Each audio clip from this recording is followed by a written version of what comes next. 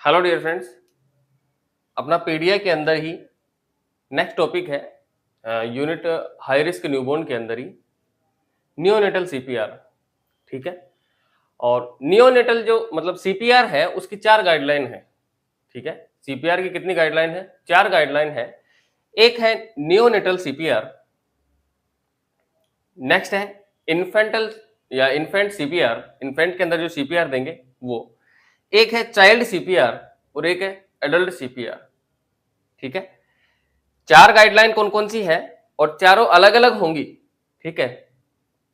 एक तो हो गई नियोनेटल सीपीआर, दूसरी हो गई इन्फेंट सीपीआर और तीसरी हो गई चाइल्ड सीपीआर और चौथी हो गई एडल्ट सीपीआर। ठीक है। सीपीआर की 4 गाइडलाइन है नियोनेटल सीपीआर और इन्फेंटाइल सीपीआर और चाइल्ड सीपीआर और एडल्ट सीपीआर। अपने को ओनली एक देखना है यहां पे, कौन सी? Neonatal CPR. ठीक है। तो बाकी 3 कहां पे देखेंगे? जब अपन फंडामेंटल डिस्कस करेंगे वहां पर ये 3 देखेंगे, इन्फेंटाइल, चाइल्ड और एडल्ट। इन तीनों के अंदर सीपीआर वहां पर पढ़ेंगे, यहां पर ओनली क्या पढ़ेंगे अपन? Neonatal CPR. कंफ्यूज नहीं होना है अपने को, क्योंकि यहां पर जो नियोनेट के अंदर जो सीपीआर दिया जाएगा वही सब कंडीशन होगी, उससे कोरिलेट नहीं करना इन्फेंट से, चाइल्ड से या फिर एडल्ट से। ये ओनली नियोनेट के लिए है। तो नियोनेटल सीपीआर देने के लिए 2 एक्टिविटी होती है। क्या होती है? नियोनेटल सीपीआर देने के लिए 2 एक्टिविटी होती है।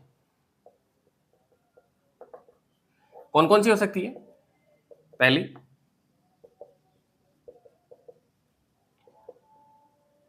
Chest compression, second ventilation. ठीक है। नियोनेटल सीपीआर देने के लिए 2 एक्टिविटी होती है और 2 एक्टिविटी कौन कौन सी होती है? एक तो होती है चेस्ट कंप्रेशन और एक होती है वेंटिलेशन। तो फर्स्ट अपन देखें चेस्ट कंप्रेशन। चेस्ट कंप्रेशन के अंदर क्या देखते हैं? सबसे पहले अपन इसके मेथड कितने होते हैं? तो इसके 2 मेथड होते हैं। 2 मेथड कौन कौन से होते हैं? First one, two thumb method,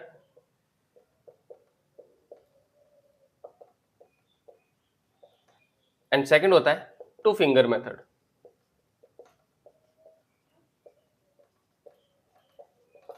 ठीक है। चेस्ट कंप्रेशन के 2 मेथड हैं। 2 मेथड कौन कौन सी हुई? Two thumb method and two finger method. देखिए कैसे देंगे अपन ये, two thumb method and two finger method. सबसे पहले देखते हैं कौन सा? Two finger method. Two finger method के अंदर क्या करेंगे अपन? न्यूबॉर्न को किसी हार्ड सरफेस के अपन लेटाएंगे, हार्ड सरफेस पर अपन लेटाएंगे। जैसे कि अपन ने न्यूबॉर्न को सपोज हार्ड सरफेस के ऊपर लेटा लिया और उसके बाद में अपन ऐसे कंप्रेशन देंगे, 2 उंगलियों से कंप्रेशन देंगे। ठीक है। तो ये तो हो गया टू फिंगर मेथड। नेक्स्ट है टू थंब मेथड। ये कैसे देंगे? बच्चे को अपन हाथ में ले लेंगे, ठीक है, और वहां पे जो ऐसे देंगे, कैसे देंगे, कहां पर देंगे, क्या लोकेशन होगी, कितना डेप्थ में देंगे, वो अभी देखेंगे। लेकिन एक बार इसको समझो, आपकी टू थंब मेथड कैसे अप्लाई होता है। टू फिंगर मेथड तो कैसे अप्लाई होगा? किसी भी हार्ड सरफेस पे लेटाएंगे या बेड पर लेटाएंगे और फिर 2 फिंगर से ऐसे देंगे। जबकि टू थंब मेथड के लिए यू, ठीक है, 2 अंगूठों से। नेक्स्ट है, और इनमें से बेस्ट कौन सा है? Two thumb method. Two thumb method ही बेस्ट क्यों है? क्योंकि बच्चा अपने हाथ में आ जाता है और इजीली क्या कर पाते हैं अपन? कंप्रेशन दे पाते हैं। बेस्ट कौन सा है? Two thumb method. Next, location क्या होगी?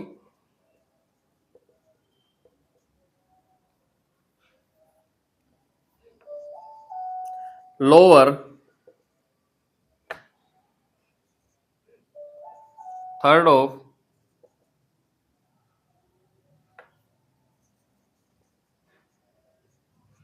स्टर्नम। लोकेशन होगी लोअर थर्ड ऑफ स्टर्नम, मतलब स्टर्नम को अपन ने 3 भागों में डिवाइड कर लिया है, फर्स्ट, सेकंड एंड थर्ड। ये जो नीचे का हिस्सा है, यहां पर अपने को क्या देना है, कंप्रेशन देना है। कंप्रेशन की लोकेशन क्या हो गई, लोअर थर्ड ऑफ स्टेनम। तो स्टेनम के अपन ने 3 भाग डिवाइड कर लिए, तो जो लास्ट का भाग होगा, लोअर पार्ट होगा, वहां पर क्या देना है अपने को, कंप्रेशन देना है। नेक्स्ट, डेप्थ कितनी होगी, कितना डेप्थ में देंगे अपन, उसकी डेप्थ तो होती है, अलग अलग होती है, मतलब अपन तो सिर्फ यहाँ पे नियोनेट के कंडीशन से देख रहे हैं, तो यहां पर सिर्फ क्या होती है,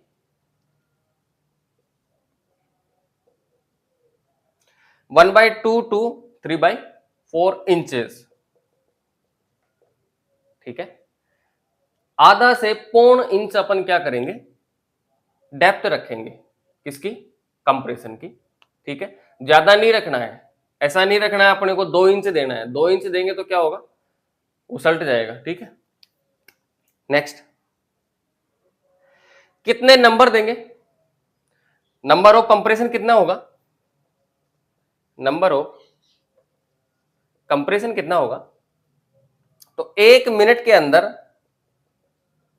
कितने कंप्रेशन देने हैं, 90, ठीक है। 1 मिनट के अंदर कितने कंप्रेशन देने हैं, 90। क्या देखा अपन ने, नियोनेटल सीपीआर अपन डिस्कस कर रहे हैं, तो नियोनेटल सीपीआर के अंदर 2 एक्टिविटी होती है। एक एक्टिविटी कौन सी होती है, चेस्ट कंप्रेशन, और एक एक्टिविटी होती है वेंटिलेशन। अब अपन देख रहे हैं चेस्ट कंप्रेशन, कैसे कंप्रेशन देंगे, कहां देंगे, कितना डेप्थ होगा, क्या इसकी नंबर होगी।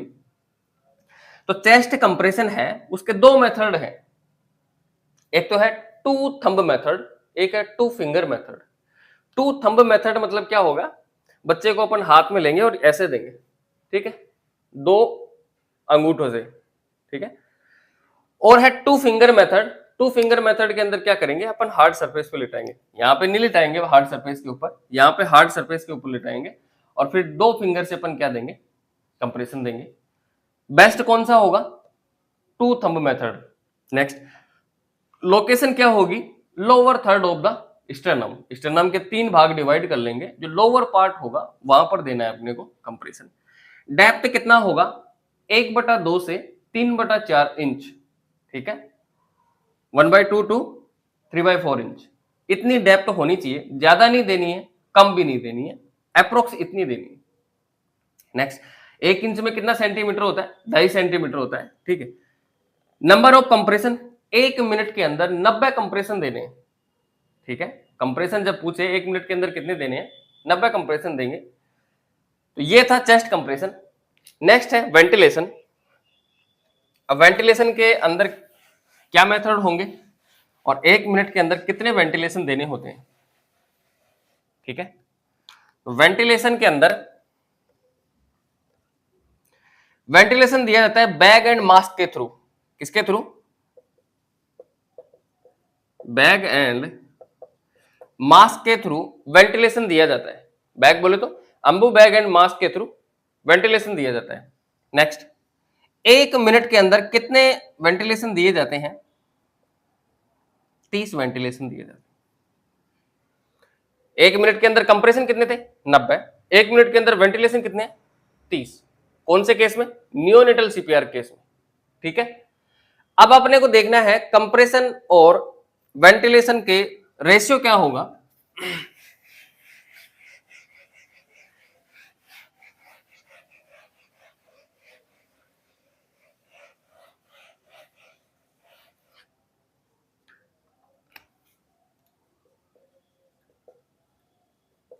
कंप्रेशन एंड वेंटिलेशन का रेशियो क्या होगा, सॉरी, कंप्रेशन 1 मिनट में कितने देंगे अपन, 90। वेंटिलेशन कितने देंगे, 30। तो रेशियो कितना हुआ इसका, 3:1। ये क्वेश्चन आया हुआ है कि नियोनेट के अंदर अपन सीपीआर कौन से जो कंप्रेशन एंड वेंटिलेशन रेशियो होगा, नियोनेट के अंदर कंप्रेशन एंड वेंटिलेशन रेशियो है वो क्या होगा सीपीआर के अंदर तो वो होगा 3:1। मतलब 3 तो पहले कंप्रेशन देंगे, उसके बाद में 1 वेंटिलेशन देंगे। ऐसा नहीं होगा कि एक बार ही अपन ने 90 कंप्रेशन दे दिए फिर उसके बाद में अपन ने 30 कंप्रेशन दे दिए, ऐसा नहीं होगा।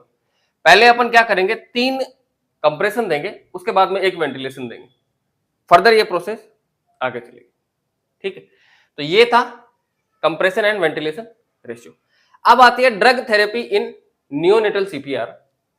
नियोनेटल सीपीआर के अंदर कौन सी ड्रग दी जाती है, या फिर सीपीआर देते हैं तो नॉर्मली सीपीआर के अंदर एक ही ड्रग दी जाती है और सभी को एक ही ड्रग दी जाती है, कौन सी? एड्रीनलिन। कौन सी इंजेक्शन?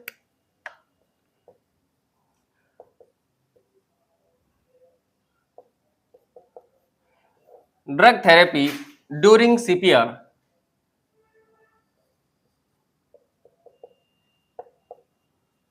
इंजेक्शन कौन सी देते हैं? एड्रीनलिन इंजेक्शन देते हैं। ठीक है, कौन सी इंजेक्शन देंगे? एड्रीनलिन इंजेक्शन देंगे। और एड्रीनलिन इंजेक्शन का रूट क्या होगा? आईवी। आईवी रूट के थ्रू ही क्यों दिया अपन ने, आईएम रूट के थ्रू क्यों नहीं दिया? क्योंकि सीपीआर कौन सी कंडीशन में देंगे? लाइफ थ्रेटनिंग कंडीशन में देंगे, और लाइफ थ्रेटनिंग कंडीशन है तो अपने को एड्रीनलिन है वो जल्दी से जल्दी ब्लड में पहुंचाना है, तो आईएम लगाएंगे तो उसमें टाइम लगेगा, आईवी लगाएंगे तो जल्दी ब्लड में पहुंचेगी। तो इसके लिए रूट कौन सा है? IV route. आईवी रूट है। ठीक है, नेक्स्ट है, इसकी डोज कितनी होती है? ठीक है, डोज होती है इसकी 1 ml एड्रीनलिन प्लस में 9 ml NS। एक बार इसको याद करें, फिर उसके बाद ये समझे एक बार, उसके बाद में अपन देखेंगे कैसा हुआ ये। मतलब 1 ml तो अपने को लेना है, 1 एम्प्यूल लेना है एड्रीनलिन का, और 9 ml लेना है अपने को NS। टोटल कितना हुआ? 10 ml। सॉल्यूशन कितना हुआ? 10 ml। अब ऐसा भी नहीं है कि 10 ml अपन एक साथ ही लगा देंगे, एक एक ml करके लगाना है अपने को। ठीक है, अभी अपन यहां पे देखें ये कैसे हुआ। एक तो है ड्रग, और एक है नियोनेट का केस, और एक है एडल्ट का केस। ठीक है,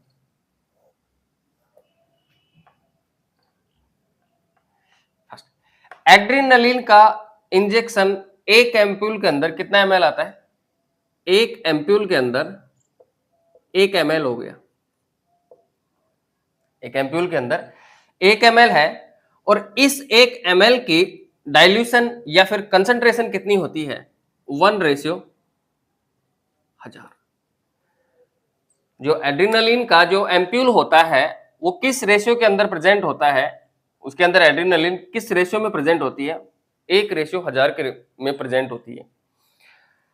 अब अपन लगाने की देखते हैं, नियोनेट के अंदर किस रेशियो में लगाएंगे और एडल्ट के अंदर किस रेशियो में लगाएंगे। एडल्ट के अंदर अपन 1 ml का 1 ml ही लगाएंगे, एम्प्यूल तोड़ा डायरेक्ट और लगाया आईवी लाइन के थ्रू।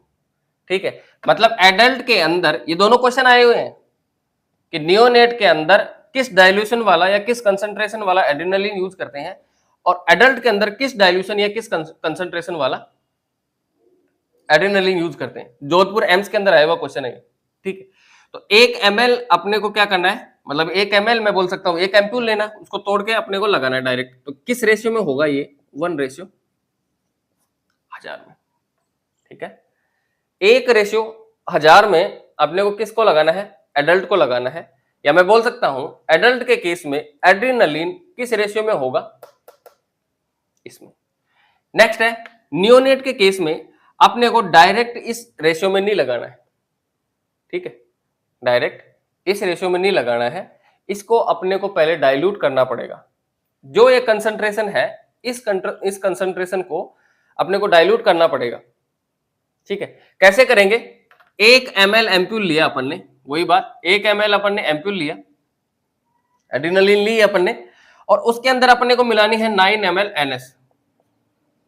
ठीक है, और इसको मिलाने के बाद में कितना बचा, कितना बना? ये 10 ml। अब ये 10 ml बन गया तो ये किस रेशियो में बना? ये बना 1:10,000। कितना रेशियो में बना? 1:10,000 में बना। तो मैं बोल सकता हूं नियोनेट के केस में एड्रेनालिन किस रेशियो में होगा, या किस कंसंट्रेशन में होगा, या किस डाइल्यूशन में होगा? 1:10,000 में। और लगाएंगे कैसे?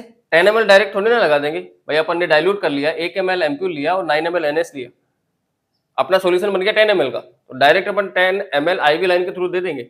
नहीं देंगे।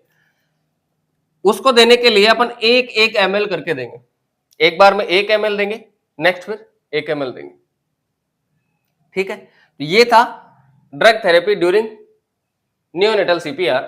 अपने को एडल्ट वाला केस ध्यान में नहीं रखना, अभी ये देखना है CPR के दौरान कौन सी इंजेक्शन देंगे। एक ही दी जाती है, वो है एड्रेनालिन इंजेक्शन। एड्रेनालिन इंजेक्शन का रूट कौन सा होगा? IV रूट होगा। डोज कितना ml में देंगे अपन? 1 ml देंगे, और 1 ml में देंगे तो कौन से रेशियो में या किस कंसंट्रेशन में होगी ये? 1:10,000 में। कैसे बनाएंगे इसको? 1 ml एम्प्यूल लेंगे सॉरी, और 9 ml क्या लेंगे? NS लेंगे। 10 ml का सॉल्यूशन बना और 1 ml करके अपन देंगे बच्चे को। नेक्स्ट, एडल्ट के केस में पूछे तो अपन किस रेशियो में देते हैं या किस कंसंट्रेशन में देते हैं? 1:1000 में देते हैं, ठीक है। और मतलब इसको मैं डायरेक्ट बोल सकता हूं, जो कंपनी ने बनाया है उसको अपन डायरेक्ट लगाना है, ठीक है। इसकी कंसंट्रेशन को अपने को डिस्टर्ब नहीं करना है। एडल्ट के केस के अंदर किसी भी प्रकार की कंसंट्रेशन को डिस्टर्ब नहीं करना है, क्योंकि कंपनी ने जो रेशियो बनाया है, जिस कंसंट्रेशन में बनाया है, वो क्या है? 1:1000। और एडल्ट को किस केस में लगाएंगे? 1:1000 के केस में। तो इसके अंदर कोई भी चेंज नहीं करना है, अपने को चेंज करना है किसके अंदर? नियोनेट के अंदर। तो ये था नियोनेटल CPR। क्या देखा अपन ने नियोनेटल CPR के अंदर? नियोनेटल CPR को अपन समराइज करें तो इसके अंदर 2 एक्टिविटी होती है, एक तो होती है चेस्ट कंप्रेशन और एक होती है वेंटिलेशन। चेस्ट कंप्रेशन के 2 मेथड होते हैं, 2 finger method and 2 thumb method, ठीक है। इसकी लोकेशन क्या होती है? Lower third of the sternum, ठीक है। डेप्थ कितनी होती है? 1/2 टू 3/4 इंच, ठीक है। और नंबर ऑफ कंप्रेशन कितने होंगे? 1 मिनट के अंदर 90 कंप्रेशन होने चाहिए। अब अपन देखते हैं क्या वेंटिलेशन। वेंटिलेशन किस मेथड के थ्रू देंगे? अम्बू बैग और मास्क के थ्रू देंगे। 1 मिनट के अंदर कितना वेंटिलेशन देंगे अपन? 30 वेंटिलेशन देंगे अपन। नेक्स्ट, रेशियो क्या होगा? 3:1। इंजेक्शन कौन सी देंगे? एड्रेनालिन। कैसे देंगे? क्या रूट होगा? क्या डोज होगी? क्या कंसंट्रेशन होगी? वो अपन ने देख लिया, ठीक है। तो ये जो नियोनेटल CPR है वो अलग से टॉपिक आता है, और इसी को अपन किसके अंदर भी पढ़ते हैं? बर्थ एस्फिक्सिया के अंदर भी, ठीक। तो नेक्स्ट अपनी जो नेक्स्ट डिजीज होगी वो कौन सी होगी? रेस्पिरेटरी डिस्ट्रेस सिंड्रोम, ठीक है। वो नेक्स्ट क्लास में होगी। Thank you.